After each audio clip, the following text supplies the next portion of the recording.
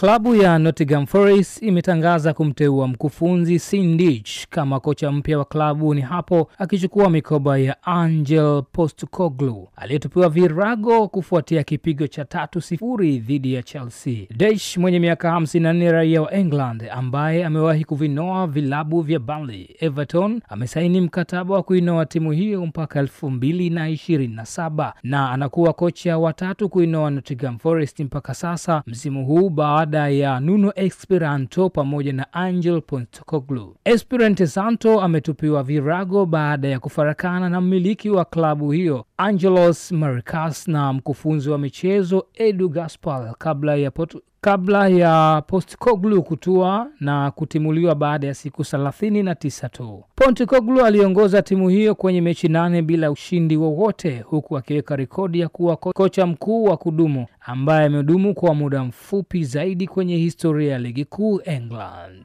Usisahau kubonyeza alama subscriber.